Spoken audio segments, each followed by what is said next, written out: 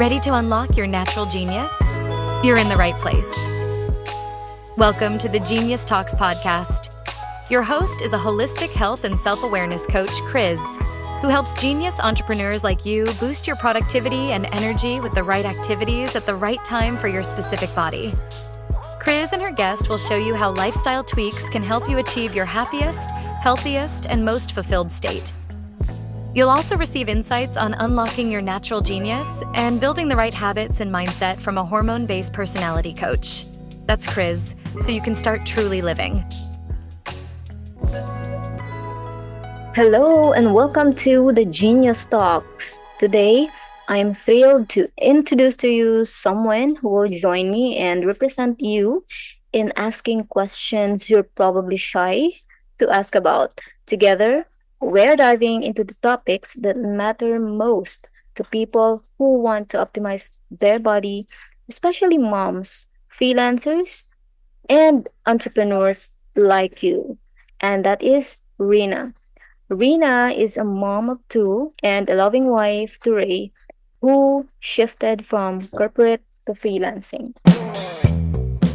Actually, the first question that popped into my mind, what led you to HBP? Parang how did you discover? Kasi ako personally, ang dami kong hinanap, ang dami kong kinonsult.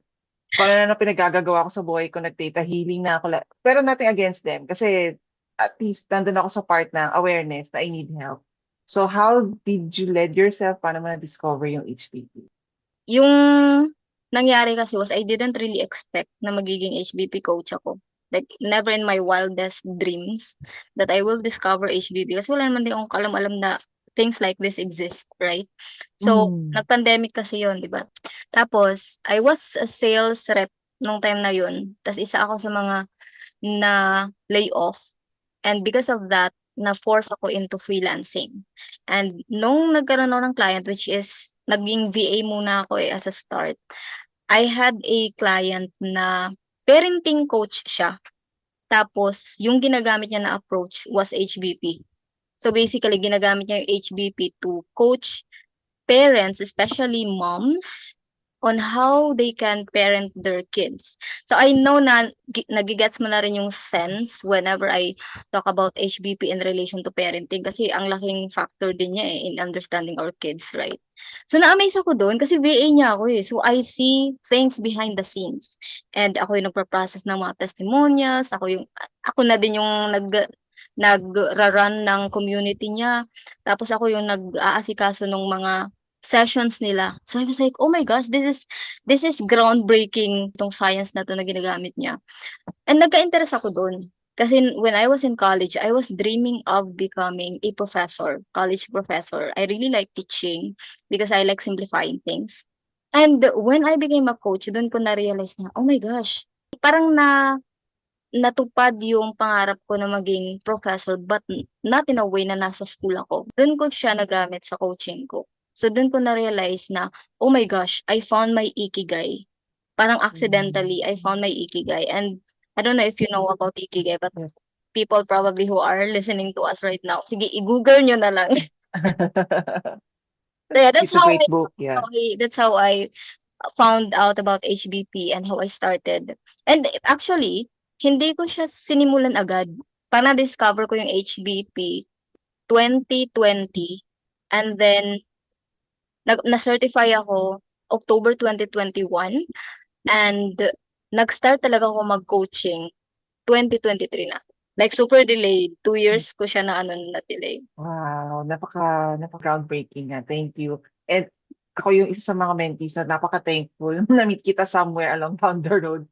And Yeah. benefits doon. So, paano ka nag-a-adjust doon sa mga instances na hindi natin nami-meet yung chronobiology? That's a very good question. Kasi ito usually yung nangyayari. I mean, everyone is, exposed tayo dyan sa possibility na yan. And I would bet na most of us, walang week na, walang araw na hindi tayo nakukulang sa tulog. There will always be that day in a week, 'di ba? Nakulang tayo sa tulog. And I'm one of those people. Hindi ko naman perfectly nasusunod yung chrono ko. And that is also the reason why sa mga emails ko, sinasabi ko that you don't actually have to follow your chronobiology. perfectly, because I have already, through experience in my coaching as well, I have found out na if you will push perfection in following the chronobiology, that's the number one thing na nagpapa-feel guilty sa mentee, sa ating mga tao. And the more that we feel guilty about not doing the right thing, 'di ba? The more that we are less compassionate about to ourselves. The more din na we tend to self-sabotage.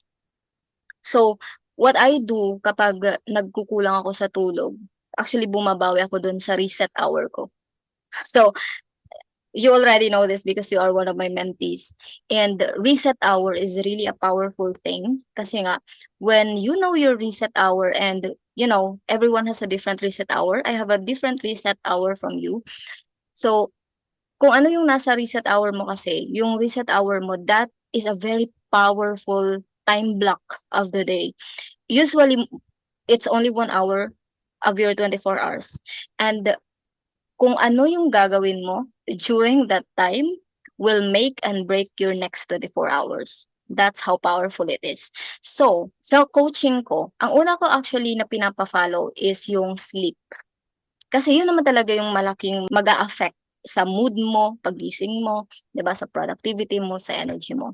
Pero yung reset hour mo kasi, yun naman yung responsible in resetting yung next 24 hours mo. Kumbaga, you can start your day na parang moody ka, groggy ka, pero kapag tumuntong ka dun sa reset hour mo, and then sinunod mo kung ano yung suggestion or yung recommendation ng profile mo about it, you will feel good right away after that.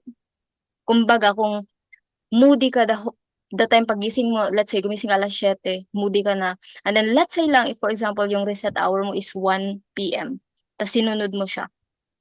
After ng 2 p.m., okay ka na. Probably not 100% kasi let's say hindi mo sinunod yung sleep mo. Pero pag sinunod mo naman yung reset hour mo kasi, it could eliminate 50 to 80% of the moodiness that you have for that day. So, ganun siya ka-grabe. And actually, I remember yung diba, yung kwento mo kapag nag-update ka sa akin about following your reset hour. So, it's really a powerful thing. Kumbaga, thank God, He created our bodies in such a way na may backup plan. 'Di ba? Na kapag hindi natin nasunod yung tulog natin, there's a way, there's a workaround para hindi tayo totally ma-out of balance. Though there is a warning that comes with this. Kasi if you will continue to, let's say, kasi alam mo na may reset hour, tapos continuously naman na hindi mo sinusunod yung chronobiology mo kasi umaasa na may reset hour, 'di ba? You already know that it is abuse, 'di ba? Kasi parang, okay lang, kasi kasi may reset hour naman. But generally, you really have to follow your chronobiology at least 80% of the week. Ganun lang siya.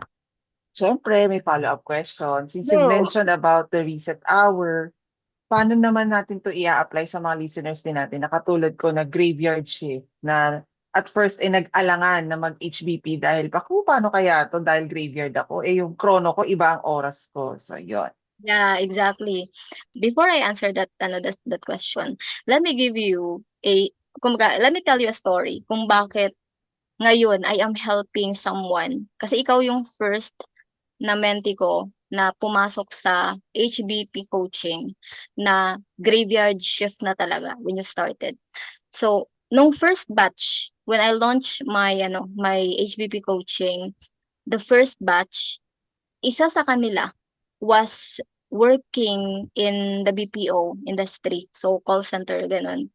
Call center. So, day shift siya naman nung time na yon. So, hindi ko inalala yung timing because, again, yung purpose, di ba, is really to follow the chronobiology. It was going well until the 3rd month. Nung nag-3rd month na kasi, that was the time na nilipat siya sa graveyard shift. And during that time, sobrang daming nangyayari around her life. Kumbaga, tas dahil dun, sobrang affected yung socialization niya. Which is yung socialization is top 1 priority ng katawan niya. And because hindi na niya nasusunod yung socialization, kasi nga graveyard shift, pag pagka umaga matutulog. So wala nang socialization almost the whole week. And the more na hindi niya nasusunod yung chronobiology niya, the more na hindi niya nasusunod yung number one priority ng katawan niya, the more na nagiging depressive yung ano niya, yung mood niya. And so, nag-end yung coaching. Hindi naman masama yung ending ng coaching. It's just that I was not satisfied with the result that was created by that coaching. Kasi sa kanya specifically. Kasi nga hindi namin nasunod yung chronobiology niya. And actually I also kind of felt like it was a failure from my end. Though kahit kung iisipin natin, may nangyari kasi outside of our control, 'di ba? So if I would say kung ano yung pinaka malaking win niya from the coaching that time was actually kasi before nag-end yung coaching namin, nag-quit siya sa job na yon. So I would say that was the biggest win that she got kasi nga she had to quit because hindi niya nasusunod yung chronobiology niya. And by the way, because nag-graveyard shift siya, lumala yung health niya, nagkaroon siya ng alopecia, yung mga ganun. So that also pushed her to quit the job. And now she actually has a better job. mas malaki yung yung sweldo because of that. So that was a good win. I mean, great win for her. Kasi kung nagstay siya doon, kung hindi niya na-realize niya na nakakasama sa health niya yon, then she will stay, di ba? So because of that one case study, circumstance and result sa coaching, doon ako parang na-realize ko during that time na ay parang hindi ko matutulungan yung mga nasa graveyard shift.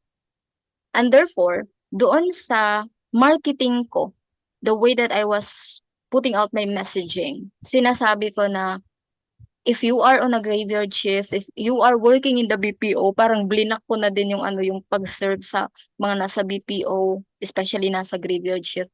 Yun yung sinasabi ko na pag nandun ka, hindi kita matutulungan. I literally said that in my marketing. And good thing, I found a coach that really made me realize na people who you think are parang red flag clients, hindi, kasi iba yung meaning niya ng red flag, hindi yung red flag na parang problem clients, but clients who are clients na feeling mo hindi mo matutulungan. So, sa kanya, when you think meron kang mga tao na hindi matutulungan, most probably, matutulungan mo naman talaga sila. You're just afraid to stretch yourself. Andun ako tinamaan na parang, oh my gosh, takot ba talaga ako na i-stretch ko yung sarili ko to help them? And binago ko yung messaging ko ulit. And that's the reason why nandito ka. That's the reason why naging ka. And I would say that was the best decision that I made. One of the best decisions that I made in my coaching. Kasi you're here. And I see the result in you. Kasi 'di ba pumasok ka, nasa mag-start na yung graveyard shift mo. Meron ka ng client na nasa graveyard. And then yung ini-expect mo is kung hindi ka papasok sa HBP coaching, tapos mag-graveyard ka, lalala yung situation mo. But yung nangyari ngayon is na kanina binabasa ko yung message mo sa WhatsApp. You were saying na ayoko na kasing bumalik sa dati. So if I will analyze that, it's like, so yung dati mo was before you worked with me, which is exactly before ka nag-graveyard shift. So meaning, mas naging better ka pa kung kailan nag-graveyard shift ka because you are in the HBP coaching. I don't know if that's the real meaning of it. And galing yun sa husband ko. So, napaka-valid nun. Kasi talagang yun yung exact words niya nung morning. Kasi nawawala na ako sa sarili ulit ng umaga. Inaantok na ako.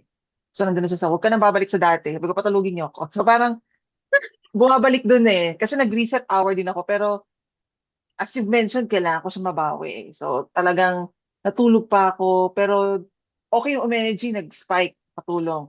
Pero later, ayan na ulit, na-drain na. So, dun niya na nakita. Inaaway mo na naman ako. So, ba't mo ba ako inaaway? Muna na siya. Huwag ka na bumalik sa dati. So, doon ko din na-appreciate na, uy, light bulb for me. Kasi siya yung ano ko shock absorber. So, nakikita niya yung improvement. And ako convinced ko siya na this really works. na HBP really works. And thankful ako kasi in-accommodate mo ko, coach. Lalo Mm. na yung sa schedule ko. Nung time pa na papasok ako, 3 pa yung trabaho ko. So talagang imagine kung gaano siya ka mentally, physically, and spiritually load. Yeah. Ay, additional lang kasi feeling hindi ko nasagot yung original na tanong. Okay. So yung sagot ko doon is kung how HBP can help Yes. people who are working in the graveyard shift. Oh my gosh. I would say kayo ang may pinakakailangan nito. Kayo yung pinakanangailangan nito because if you are not following, kumbaga if your paano ba to, yung schedule mo sa trabaho is totally opposite sa normal na schedule ng mga tao, especially yung tulog mo. Kung totally opposite siya, like tulog ka sa umaga or sa araw, tapos nagtatrabaho ka sa gabi, you're the number one person who actually needs this coaching. Kasi you need a workaround para hindi, kung for example may sakit ka na naging graveyard shift, lalong lalala yun, di ba? Kasi hindi mo nasusunod yung chronobiology mo. Hindi mo nasusunod hindi mo na-honor yung circadian rhythm mo. So, you're actually the number one person who will need this. So, the good thing about being in the VIP coaching is that naggagawa natin ng workaround para hindi lumala kung meron ka mang sakit or hindi ka mapunta sa point na magkakasakit ka. Kasi nga, and also, because most of the graveyard shift people, I've been into graveyard shift. Oh my gosh, hindi ko kaya. Feeling ko ikakamatay ko.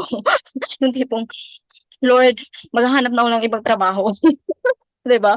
So, ibang-iba yung feeling kasi kapag nagre-graveyard shift ka because yung energy mo na 100% nagiging like 20% lang. Tapos masyado kang moody. Like I know that because I've been there. So, doon ko din naisip na nga no, they actually need this coaching more than anyone else. And that is all for this episode. And I hope you learned a lot of things about HBP and how it can help you. And if there are questions that popped up in your head while listening to this, you can ask them in the comment section. You can also subscribe to my weekly emails, Lifestyle Tweaks with Chris, if you want to receive deeper insights about hormone-based personality and how little personalized and simplified lifestyle tweaks can help you optimize your body. It's in the show notes, and I'll see you in the next episode.